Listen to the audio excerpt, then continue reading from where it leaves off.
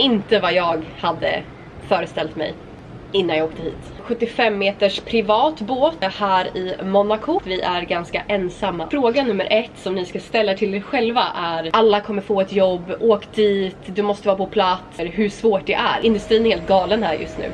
Det finns en gräns. Huvudfrågan: är yachtingindustrin som below deck? Okej hörni, det är dags för en update. Vi har flyttat till ett Airbnb som jag visade lite småklipp från, tror jag. Och det är så nice här.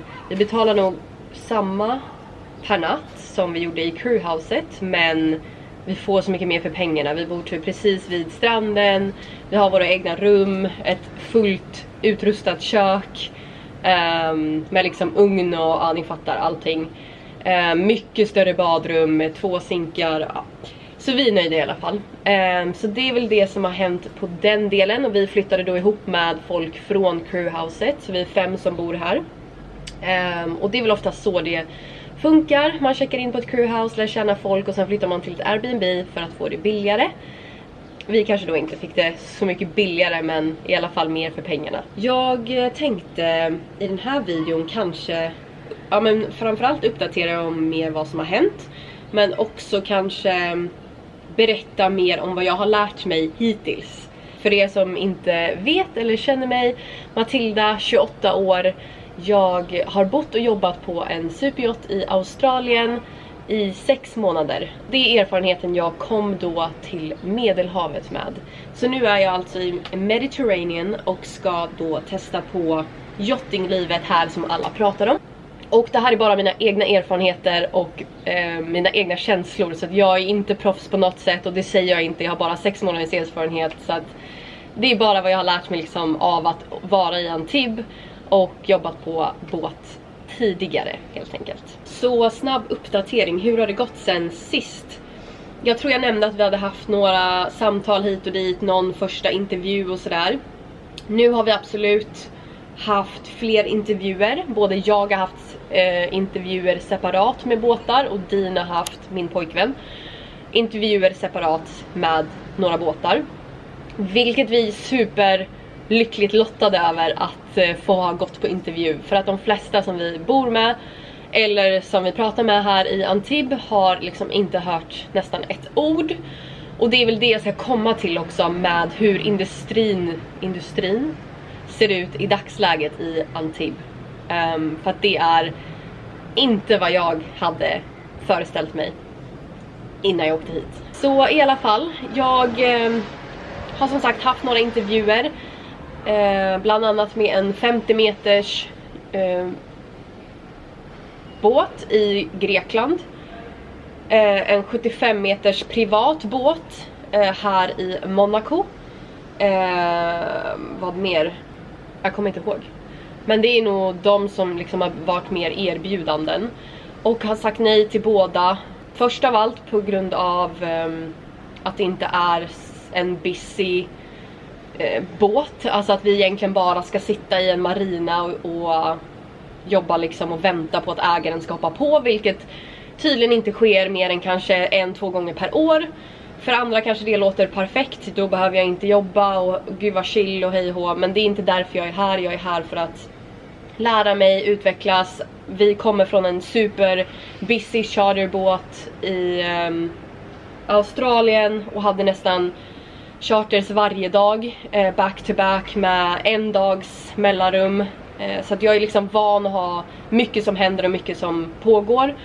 Och därför vill jag ju komma hit för att lära mig ännu mer på en större båt och sådär. Så att jag valde att tacka nej på grund av det till den ena båten. Och den andra båten så ville de betala, jag tror att det var 2000 euro i månaden.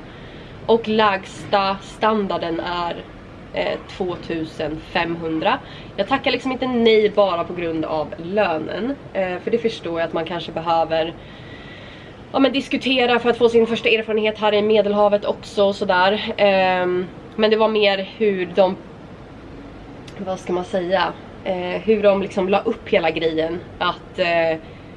Att jag inte förstod industrin när jag sa att det var lågt betalt och att jag kommer få tips, dricks. Och jag känner väl mer att min lön kan inte vara beroende av vad mina gäster ska dricksa mig. Även om det är så i många industrier och även i den här så är det liksom fortfarande en lägsta lön som man ska ha. Och det tänker jag ändå hålla fast med, och att jag har erfarenhet på pappret. Så jag förstår att de spelar så med folk som är helt gröna. Men ja, det var inte en båt för mig helt enkelt. Så det är dagsläget. För mig och Dean med couples positions. Ja, alltså det är ju inte lätt. Men vi har absolut sökt för några roller som passar oss perfekt. Vi har haft intervjuer tillsammans för couples positions, vilket också är alltså verkligen framsteg. So I was born in Stockholm in Sweden, but I grew up in a very small town outside called Malmsted. It's very 10 guests on for 10 guests on for term charters, and I think we had a maximum of 80 guests on for New Year's Eve. Yeah. Oh yeah, well it was 2 boats. Vi håller tummarna på att det kommer komma ett erbjudande som kommer matcha och passa oss, bara vi håller ut lite längre. Men det var väl mest uppdateringen. Som sagt, flytta till Airbnb. Vi har lite intervjuer här och där. Något mail som blir liksom, man blir så här: oh my god, någon har skrivit. De har hittat mitt CV någonstans och ringer mig för att de känner någon som har en båt. Ja, lite sådär. Och det är ändå kul att få respons. För som sagt, vi är ganska ensamma om respons från både agenturer och båtar i dagsläget, så som det ser ut här i Medelhavet. Och nu till alla er som undrar, hur börjar man jobba på en superyacht? Jag får ändå mycket frågor för att jag har varit i industrin, och ja, men mycket så här: hur är det att jobba på en båt? Hur började du jobba på en båt? Vad behöver jag göra? Och alla de här frågorna liksom. Så jag tänker att ni som är intresserade av att jobba på en superyacht, den här delen är för er. Så jag tänker väl att jag listar upp det jag vet i alla fall. Sen som sagt är inte jag en agentur eller någon proffs eller liknande. Så det kommer ni lära er mer via er kurs eller sådär. Men jag tänker att jag drar i alla fall tips och tricks som ni kan ha nytta av längs vägen. Ärligt talat skulle jag säga att fråga nummer 1 som ni ska ställa till er själva är: varför vill du jobba på en superyacht? Är det för att ni har sett alla de här drömmiga videosarna med folk som reser omkring och ja, men de här lyxiga resevideosarna? Eller är det faktiskt för att jobbet i sig intresserar dig? För att 80% av tiden kommer du sitta på knä och skrubba golv, väggar, toaletter. Det är liksom städning och service är ju nästan 80% av jobbet. Och det är långa arbetsdagar. Och man jobbar hårt helt enkelt. Så att den frågan måste man ju ställa sig själv. För det är ju reality av att jobba på en superyacht. Det är ju att servera de här rika gästerna, städa och hålla i ordning på båten helt enkelt. Som stewardess. I alla fall, om svaret är ja, jag vill jättegärna jobba med exakt det du har nämnt, då blir ju såklart att kolla in på kurser. Man behöver en del kurser för att jobba på en båt, egentligen som vilket annat jobb som helst. Och jag tror att det är ganska lätt att söka upp för er som är intresserade. Men jag kan nämna snabbt. För er stewardesser, STCW, jag kommer lista här. Det är liksom grundkursen du behöver med safety. Man lär sig liksom brandsäkerhet, sea survival och massa saker. Jag gick min online, så det är 40 timmar online ungefär. Jag gjorde den via, jag kommer skriva det här också. Och det kostade mig 2295 australienska dollar. Så vi kan väl göra en svensk översättning på det. Och sen så var det 2 dagars praktik. Och det är alltså, jag slänger in lite bilder, när vi gjorde fire safety och sea survival. Så STCW, första kursen du behöver kika in på. Det finns ju beroende på vart du är i världen, massa olika. Det finns ju i Sverige såklart, Australien, det finns här i Medelhavet också. Och sen så har du ENG1 som jag tror jag la in i min första video eller andra video att jag gick och gjorde.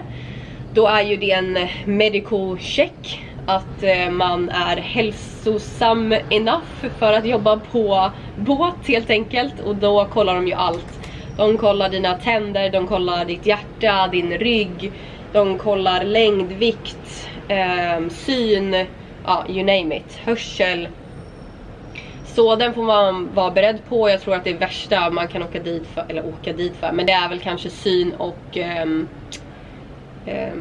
färg, om man är färgblind. Det är ju svårt med flaggor och alla såna grejer när det kommer till färgblind. Vad mer? Och just det, den kostade mig 250 australienska dollar. Och jag gjorde det här i Antibes hos Dr. Bruno Levanche eller något sånt. Jag skriver det här också. Och sen gjorde jag en first aid kurs. Och det är ju speciella kurser man måste göra, så kolla upp det. Det är liksom inte vanlig sån här first aid du gjorde i skolan. Det räknas liksom inte. Så kolla upp vad som är, vad heter det, rätt certifierat för att få jobba på båt. Den kostade mig 154 australienska dollar. Normalt sett så är den inkluderad i din STCW. Jag fick göra min separat. Sen har jag gjort en Food and Safety Level 2 i catering. Jag skriver det här istället. Också en speciell kurs som man gör. Jag gjorde min online och jag kan länka den här som jag gjorde. Den kostade mig 170 pounds för att det var inte...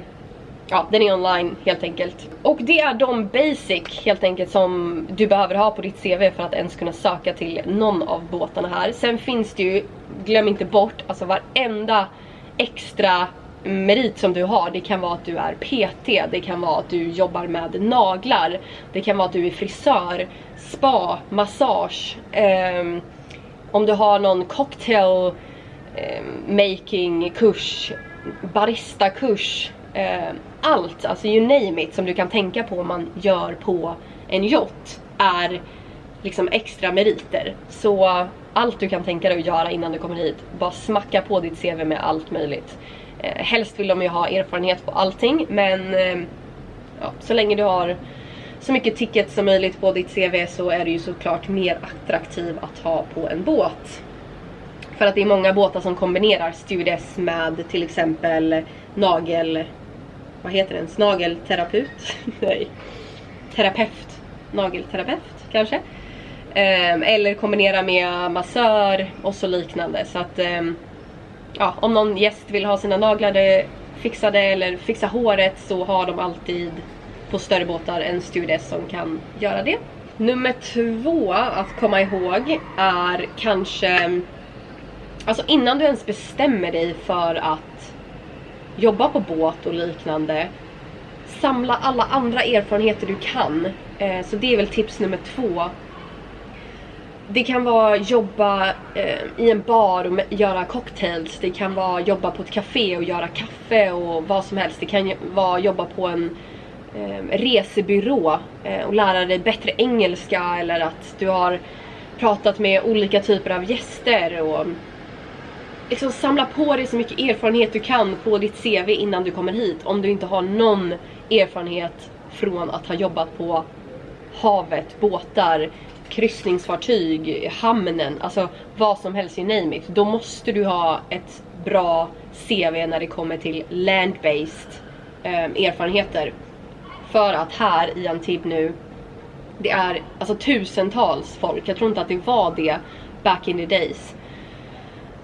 in the days, men alltså vi kanske bara 2 år sedan. Utan nu är det brutalt. Alla åker hit. Och mycket 19-20-åringar som kommer kanske direkt från skolan och vill göra det här som en första grej för att man ser det som en bra grej när man vill resa och jobba samtidigt. Vilket det är, men det är för stor konkurrens just nu. Man kan inte bara komma hit och ha 0 erfarenhet sedan tidigare längre. För det säger alla jag tror utbildningar, att alla kommer få ett jobb, åk dit, du måste vara på plats. Och ja, en del av det, men också, jag vill bara berätta för er hur svårt det är. Alla som är här har samma kurser på sina papper, de har lite hospitality bakgrund, och alla är helt gröna och vill in på sin första båt, och det är tusentals personer att fighta emot.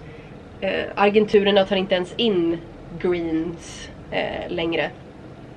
Vissa kanske gör det, men oftast så blir du liksom stoppad i receptionen och kommer liksom inte vidare i nästa steg, för de har redan den här högen med CV:n med gröna personer som jobbar på superyachts. Så all annan erfarenhet du kan fixa innan du kommer över hit är ett plus, jag lovar er.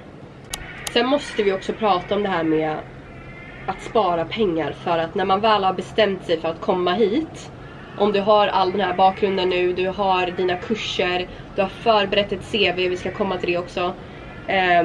Spara pengar. Det är så många som är här och överlever liksom inte mer än 2-3 veckor och sen måste åka hem för att du inte har fått ett jobb. Det kommer inte ta 2 veckor för att få ett jobb längre. Det kanske gjorde det förut. Om du har såklart tur, jag säger bara generellt nu. Klart du kan få ett jobb tidigare än så. Men spara för att överleva 2-3 månader. Framförallt med ett EU-pass så kan du ju vara här hur länge som helst. Men har du rest hit från något annat land och har 90 dagars visa, spara pengar så att du kan vara här hela den perioden. För att det kommer ta tid att få ett jobb. Och det är jättedyrt i Medelhavet. Framförallt Antibes. Och då menar jag jättedyrt. Räkna med att ha en bra buffert för att du vill inte leva på nudlar varje dag. Ja, det är väl bara det jag säger. Planera, spara pengar och räkna med att det tar tid. När vi pratar om vart man ska åka, varför jag är just i Antibes till exempel. Det är ju olika säsonger. Så Medelhavet har ju sin sommarsäsong.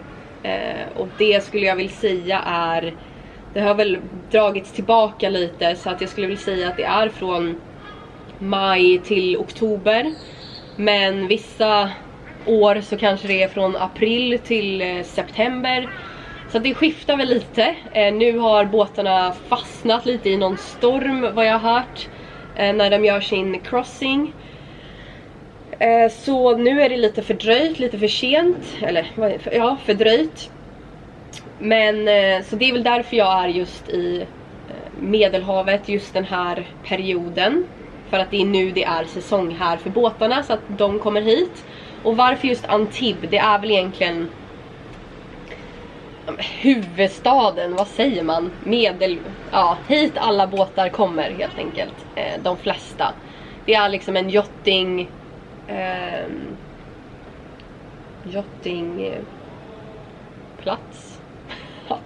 Ja. Och så vill jag säga att det är lätt att ta sig längs kusten. Så att det är lätt att åka från den här hamnen till åka till Monaco. Det tar dig bara 50 minuter. Du kan åka till Cannes. Du kan åka till Italien. För att alla de här delarna är ju liksom bra att gå dockwalking och söka efter yachts. Det är ju inte bara här, men här samlas väl alla yachtingpersoner för att det är nära att ta sig. Och det är liksom medelpunkten. Säger man? Nej, mittpunkten av yachtingindustrin. Sen kan du självklart åka till Palma. Jättestort för yachting också. Problemet där är väl att det är en ö, så att du kan inte ta dig runt till andra hamnar lika lätt, utan då är du liksom fast där och bara väntar in båtarna som kommer dit, om ni fattar skillnaden. Sen finns det ju såklart andra säsonger. Ja, du kan jobba på yachts i Australien, du kan jobba i Karibien. Det är ju liksom nästa säsong. Vintersäsongen så åker ju de flesta båtarna härifrån över till Karibien. Du kan åka till Fort Lauderdale. Ja, vad bra. Det finns massa ställen att åka till helt enkelt. Men Mediterranean har väl blivit alla i EUs, eller ja, folk kommer ju hit från höger och vänster också, men det är väl här alla startar sin karriär. Jag vet att vi pratade om det här i någon annan video, men agenturer är ju också en del av hur du får ett jobb. Dockwalking och agenturer kommer ju vara dina bästa vänner. Även när det kommer till Facebook. Det finns så många grupper på Facebook där de lägger upp, när de inte kanske vill använda sig av en agentur, så postar de inlägg på Facebook där de söker en stewardess, bla bla bla.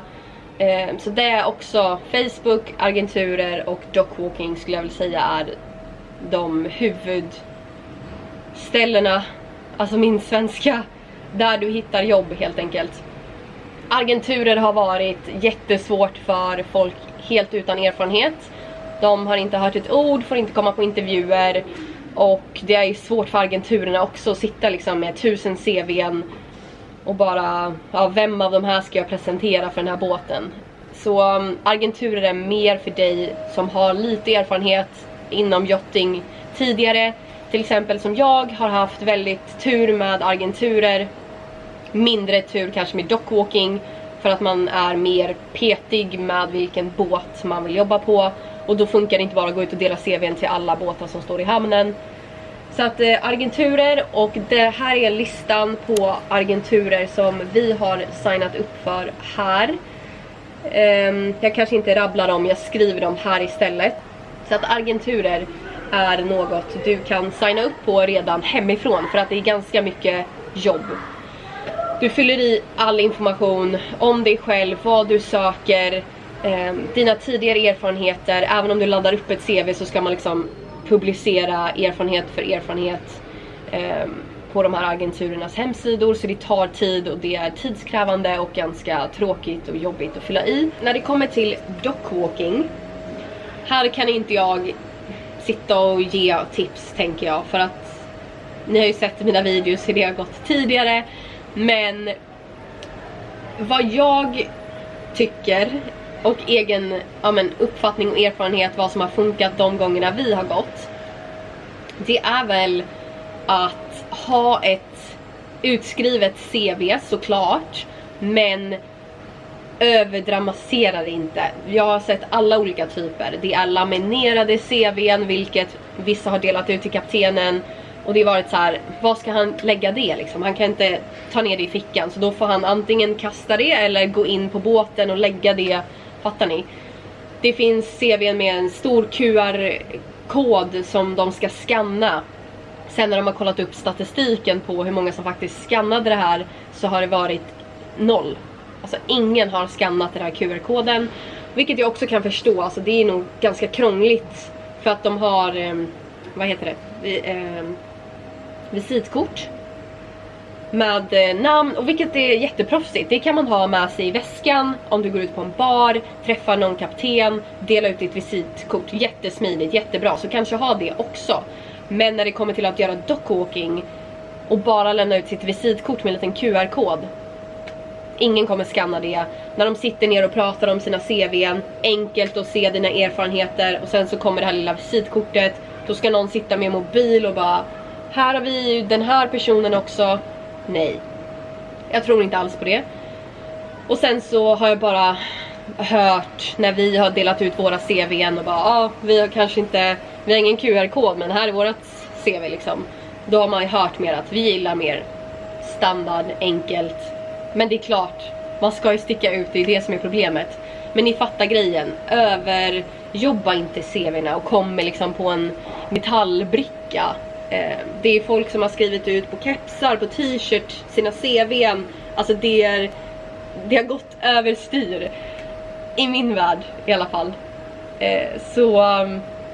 När de går ut på klubb på kvällen så bär de liksom sin t-shirt. Vilket, det är väl kul. Industrin är helt galen här just nu. Du måste liksom sticka ut på något sätt. Så jag fattar väl att folk gör allt. Men det finns en gräns. Sen är det också det här med vad ska man ha på sig när man gör dockwalking. Jag vet att alla kurser och agenturer och liknande säger ta på dig det du fick från kursen. Till exempel en vit polotröja, någon liten skort och man har liksom båtkläder på dig.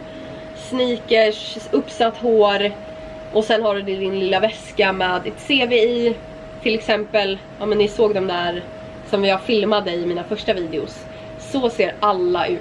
Alla som gör dockwalking ser likadana ut. Nackdelen med det här är ju att när båtarna ser dig komma, för att jag lovar, man ser dem på avstånd, då går de därifrån eller går in på båten, stänger dörrarna för att de orkar inte mer. Alltså de orkar inte neka alla, säga att vi är fullt, vi söker inga crew. Så att det som har funkat för mig är väl att vi har varit klädda i civila kläder, jag och min kille. Vi har liksom gått ut i vanliga, men ändå så här, ja men inte uppiffat, men ändå, ja men någon vit liten t-shirt med en liten vanlig jeanskjol, sneakers, fixad. Men det ser ut som att vi mer är på, ja men semester och är ute och kollar på båtarna, vilket gör att de inte springer iväg när vi kommer dit. Så det har ändå funkat för oss. Men vad vet jag.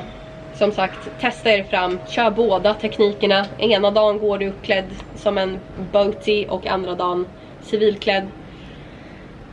Testa dig fram helt enkelt.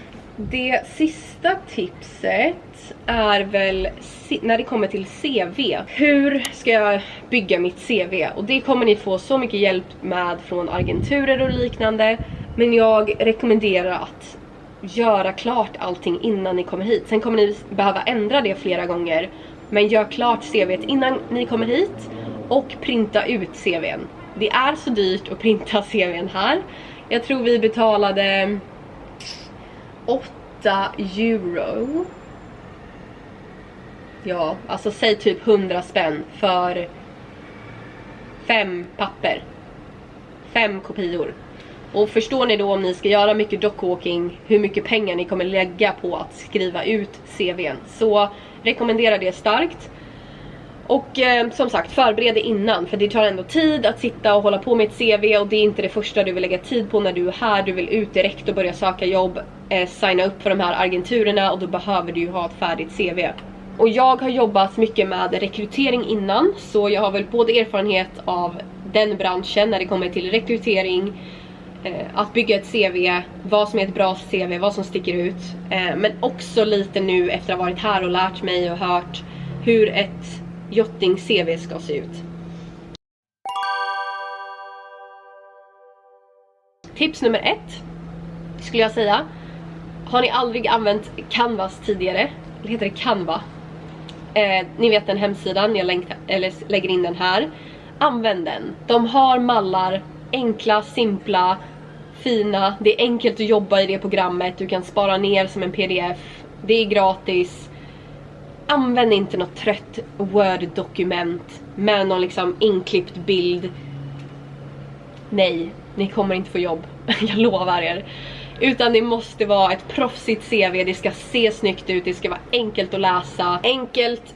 Ditt för- och efternamn ska vara tydligt. Under vad du söker. Stewardess.